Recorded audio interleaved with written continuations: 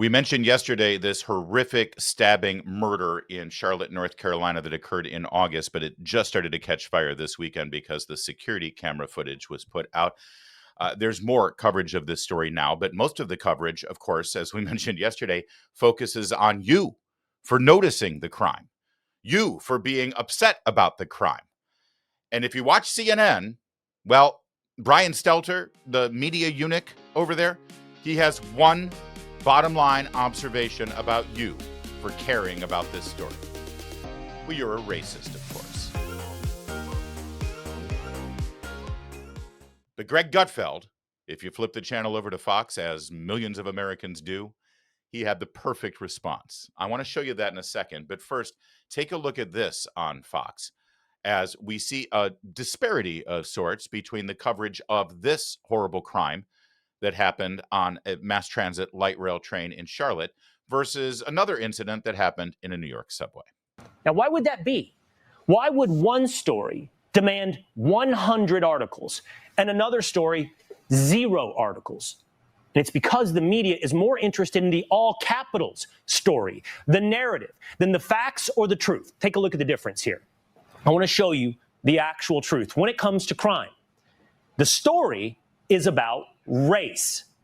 Race. Take a look at the black on white crimes, 385,000 in 2023.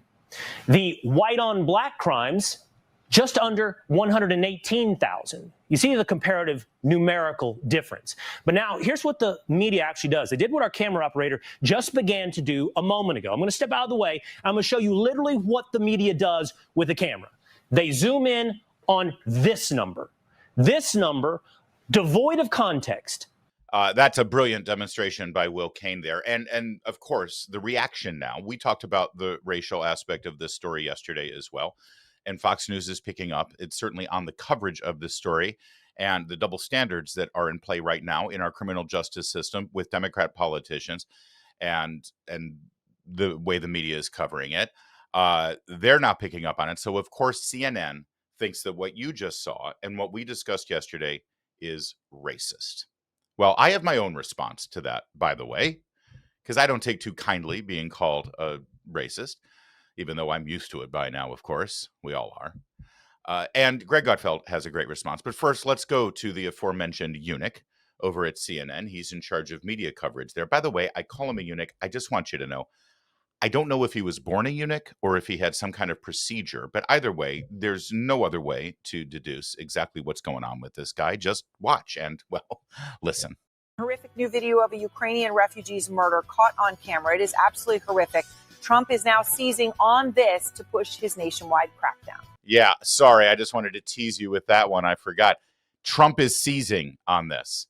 That's the story, that Trump is seizing on this. Okay, now we flip to Stelter and Van Jones. Quite a tag team there. A white Ukrainian refugee was murdered just because she was white. Everybody knows that, obviously. If a random white person simply walked up to and stabbed a nice, law-abiding black person for no reason, it would be an apocalyptically huge national story used to impose national sweeping political changes on the whole country. Instead, Megan Basham, no one seems to care when a white woman gets stabbed to the death. Wow. He said white a lot. Well, we are talking about it here, so I guess True. I mean I don't think that's fair. Look, being in the system, because I have represented people who are mentally ill, and here's the balance. The balance is taking away people's freedom versus evaluating their mental illness. And New York City, there are a lot of programs for people who are mentally ill, but they have to want to be there. Yeah, and it's about forcing them to be there. When you are mentally ill, you have a hard time knowing that you are mentally ill. But also, I mean, people like Charlie Kirk, Van, they've been looking for opportunities to make this some sort of like reciprocal George Floyd situation. And that's the part that I think he's almost giving away the game. And it's sad to see a lot of people going along with it. You know, let me just say a couple of things. One is, I mean, what happened to that young woman was horrible. And it's everybody's nightmare. If you're in any public space, a subway, whatever, that something bad is going to happen to you or somebody you care about. So it does strike a chord. We don't know why that man did what he did. And for Charlie Kirk to say, we know he did it because she's white, when there's no evidence of that, is just pure race mongering, hate mongering. It's wrong. Then he says that if something like that had happened the other way, there would be sweeping changes imposed on society. Where is the George Floyd Policing Act? It didn't pass. Even when you had a white police officer murder a black man on live television, the whole world saw, there were no sweeping changes. In fact, not one law was passed at the federal level. So I think that's an important thing to point out. The other thing is, you mentioned the thing about cashless bail. I think this is a big challenge that we have. Would you have felt better if there had been cash bail and the mom had come and put down $1,000 to let him out? It's not about cashless bail or no cashless bail. It's about the fact that we don't know how to deal with people who are hurting in the way this man was hurting. Hurt people hurt people. What happened was horrible, but it becomes an opportunity for people to jump on bandwagons. And then for someone like Charlie Kirk, he should be ashamed of himself. No one mentioned the word race, white, black, or anything except him. What people mention is the horror of what happened to this young woman. Van, I'm gonna agree with you. I don't. Yeah, I'm not going to agree with you, Van. Let me just jump in here for a quick second, pal. Ha ha. Couple of things. First of all, did you notice the little trick he did there, talking about George Floyd and saying, "What do you mean? There was no sweeping changes. There were no. Are you after the George Floyd situation? We didn't see any sweeping changes." Did you notice what he did? It was very subtle. He's good. He's smooth. But take a listen. Subway, whatever, that something bad is going to happen to you or somebody you care about. So it does strike a chord. We don't know why that man did what he did. And for Charlie Kirk to say, we know he did it because she's white, when there's no evidence of that, it's just pure race mongering, hate mongering. It's wrong. Then he says that if something like that had happened the other way, there would be sweeping changes imposed on society. Where is the George Floyd Policing Act? It didn't pass. Even when you had a white police officer murder a black man on live television, the whole world saw, there were no sweeping changes. In fact, not one law was passed at the federal level. At the federal level. At the federal level. Well, first of all, most policing laws and protocols are not directed from the federal level, pal, and you know that. It's on a local level, city by city by city by city, either defunded the police or reimagined criminal justice or put forth various reforms under various labels and descriptions to respond directly to the George Floyd incident. And by the way, one of those cities was Charlotte, North Carolina. And the state of North Carolina, with their Democrat attorney general and their Democrat governor, at the time specifically saying that they were putting new reforms in place specifically to respond to the George Floyd incident. Sir, you're just a liar. But he's good at it. That's why he said at the federal level at the very end. No one cares about the federal level. People care about what happens in our neighborhoods, in our towns, on our mass transit, like this poor woman and her family. He also said, and this was at 10:08 p.m. Eastern Time, that nobody knows what motivated this poor, sad man to do what he did. Well, actually, earlier in the day, and Charlie Kirk saw this before he had his show, we did know exactly what motivated this evil monster to do what he did, because the enhanced audio of the security camera was released. Take a listen. You'll hear it.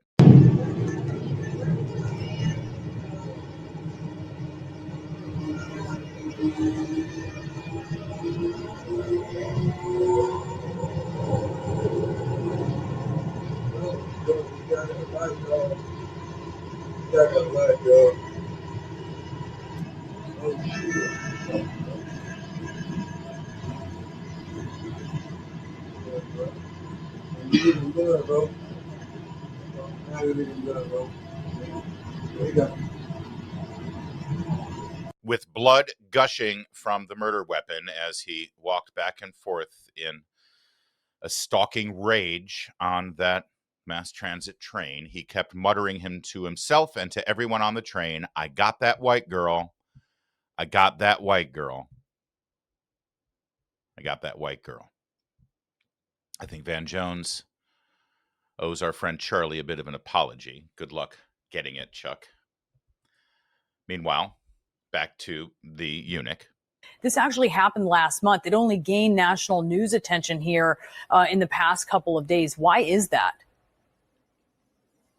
Right. Most murders in the U.S. never become national news. This one's garnered attention for a couple of reasons. Number one, first and foremost, the recent release of that gruesome video. Second, the energy from pro-Trump activists. They picked up on this video from local news and ran with it. It's a little bit like the times when civil rights groups have raised attention about police-involved shootings. In this case, it is Trump-aligned influencers who are posting up a storm about this case on social media. Really, over the weekend, Elon Musk, Charlie Kirk, other Trump-aligned figures succeeded in making this senseless death a symbol of big city crime. We heard President Trump asked about it yesterday when he was heading home from New York City. He didn't seem to know much about it. He said he would get briefed. And then today, Trump did know all about it. That's exactly what has happened here. This story has trickled up from local news to social media and now to the president's attention. And it's being used, as you said, Brianna, as a political symbol, with MAGA media calling for more forceful punishments and more incarceration. I have to say, some of the replies to Musk, some of the comments around this story are baldly racist, stoking fear of African Americans because this man attacked a white woman. The open racism on sites like X today, it's eye-popping. But there are also legitimate questions about this so-called career criminal, someone who had been a repeat offender. And those questions, I hope they're not lost amid all of the cesspool kind of comments on social media. Yeah, but Eunuch boy, what are those questions? That's what he's leaving out. And let me fill in the blanks here at the risk of being called racist. Forgive me for noticing the race of the criminal in this case, but I only do it because you taught me. All of you, everyone on the screen right now from CNN, each and every one of you taught me that that's what I'm supposed to be fixated on. Sorry, Van Jones, for noticing the skin color of the criminal and the victim, but you've made a career out of doing that. You taught me very well. Brian Stelter tells us that there are still questions that need to be asked about how this career criminal was back on the streets. No, Brian, those questions don't need to be asked. We know the answer to the question. We know because the judge involved, the attorney general involved, the district attorney involved, and the governor involved 5 years ago during the George Floyd summer in 2020 enacted policies that got us right where we are. And forgive me for pointing out the fact that each and every one of those policies, from cashless bail to letting a 14-time arrested criminal right back on the street, no questions asked, they were all created and they were all implemented and they were all celebrated because of the color of the criminal's skin. Those aren't my rules. That's not what I did. That's what you guys did. And now, because we answer those questions, Brian, that you think still deserve to be asked, although you never actually ask them, because we point out the fact that this was all done through racial divisions and racial hostility and justified through your racist lens, we're the problem. We're the problem. Okay. You know what? We've learned so much from you guys, and now we've learned another lesson. Noted. Greg Gutfeld on Fox News was having none of it. You know what's worse than her murder? According to Brian Stelter, it's posting on social media. That's where he concentrated his concern, his antipathy. And then he says, but it's okay to question it as long as you're Brian Stelter, a fat white guy who should be fired again at CNN. He is one of the reasons why these crimes happen, because anytime you dare question crime, it's jerks, scumbags like him that call you a racist. I'm tired also of the term mental illness being used as a cover for criminality. When a thug targets a woman, that is not insane. He knows she's weaker.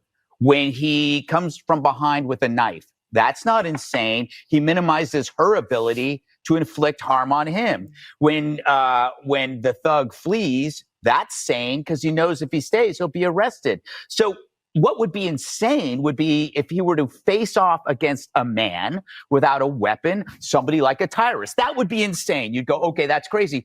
But almost all of these people that do this stuff, they go after women. That is not insane. That's self-preservation. This is not insanity. It's an evil mind. And it's an evil mind that is somehow excused in a culture that weaponizes victim status. In this case, mental illness. And what is it about a society that contributes to this?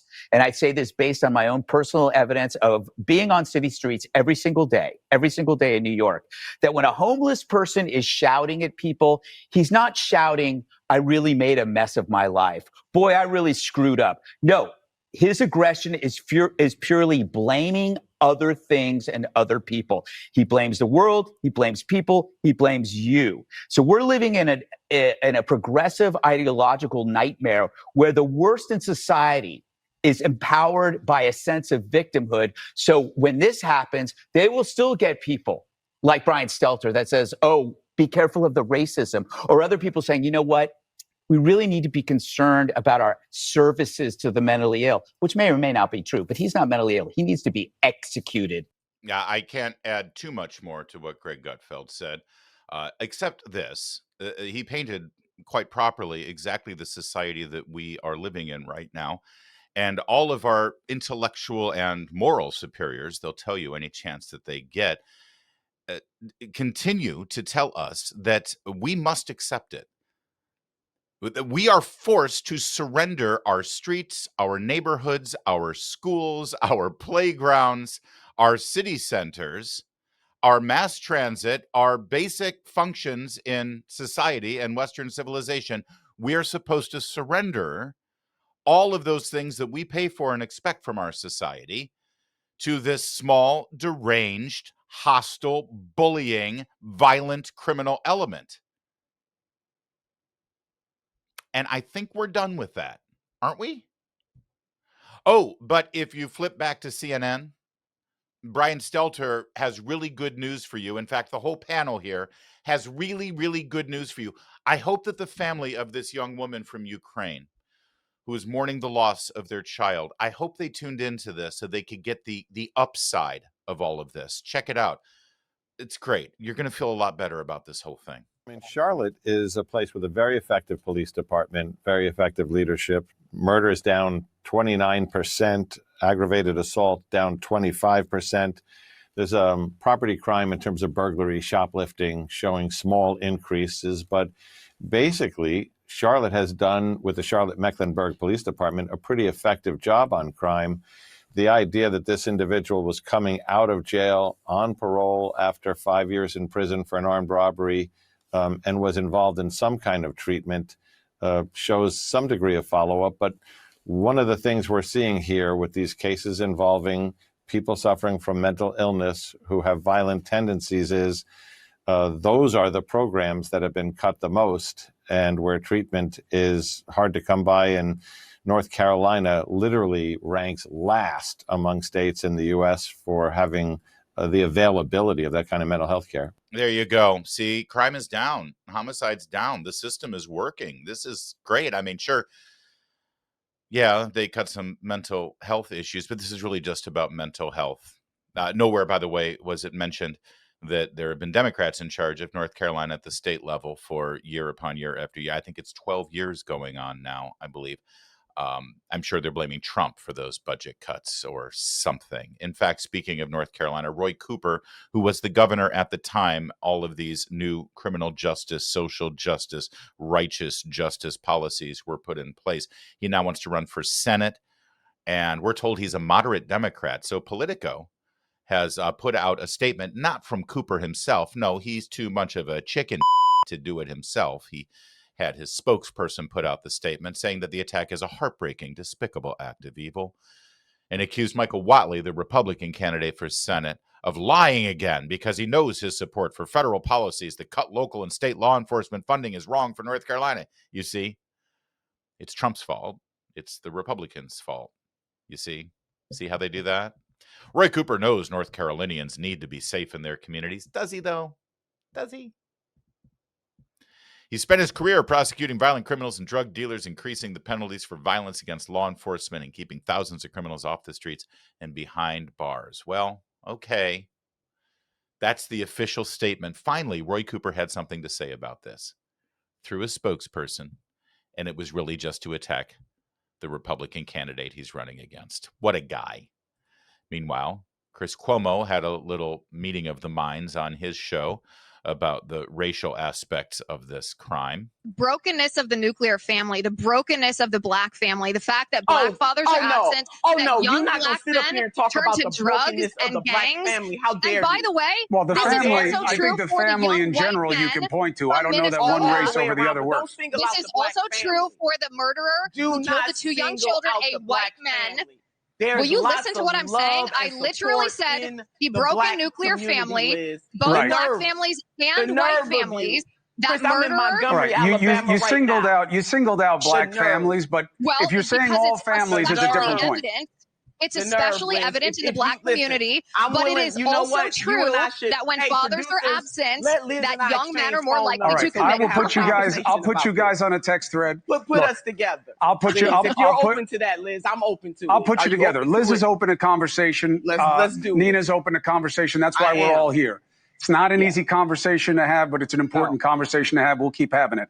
No, Nina's not open to conversation. That's why she just screamed and talked over Liz Wheeler the entire time. The second that a person who is not black points out that the black family has disintegrated in our cities and our societies thanks to Democrat policies going all the way back to Lyndon Johnson and the Great Society, you get treated like that. You get shouted down. You get yelled at.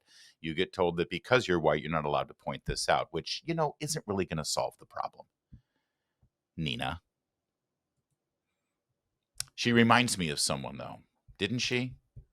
Who is it that she reminds me of? It's like, gotta be somebody that oh yeah, this one, Jasmine Crockett. And you know she had something to say about it. I want to be clear that, like, law enforcement isn't to prevent crime. Law enforcement solves crime, okay? That is what they're supposed to do. They are supposed to solve crimes, not necessarily prevent them from happening, per se. I mean, I don't know if you realize that Jasmine Crockett is actually the president of the Congressional Mensa Club. Breaking news. I just thought I'd lay it out there. Law enforcement is not supposed to prevent crime. Law enforcement is supposed to investigate crime. Well, if they weren't supposed to, there's another euphemism for preventing crime, and that's enforcing the law. And they are literally law enforcement. Law enforcement, I believe, is supposed to enforce the law. That's why they're not called crime investigators. If their job was to just investigate crime, then that's, well, all they would do. But see, this is the Democrat perspective on crime in our major cities that they don't have to deal with and they don't have to live in because they have their own armed security to protect them. They just want the cops to come and clean up the mess after the crime has occurred. I guess it helps them with their base, criminals. But I do love this. This is a fascinating admission from Jasmine Crockett that law enforcement isn't really there to prevent crime. Because anytime any of folks that agree with me politically point out that the Second Amendment is there so that we Americans have the right to defend ourselves against threats, including criminal threats. For those of us who may live in rural communities where police officers are miles and miles away, and we want to be able to protect ourselves with a firearm protected under our Second Amendment right. If we live in a major urban center and we're walking in a tough neighborhood, and we would feel better if we knew that we could protect ourselves with a concealed carry permit and a concealed weapon. So in case we do run into trouble, we can actually protect ourselves and defend ourselves, especially in a city where the police have been defunded and they've reimagined law enforcement. Anytime we emphasize our God-given right, protected by the Constitution from the government infringing on our ability to defend ourselves with a gun, we're told, hey, why do you need a gun? You're in trouble, just call the cops. They'll help you. So Jazzy Croc, You can't have it both ways. You can't tell me the cops aren't there to prevent crime. They're just there to investigate it after the fact, and then tell me that I can't protect myself because the cops will protect me. Sorry.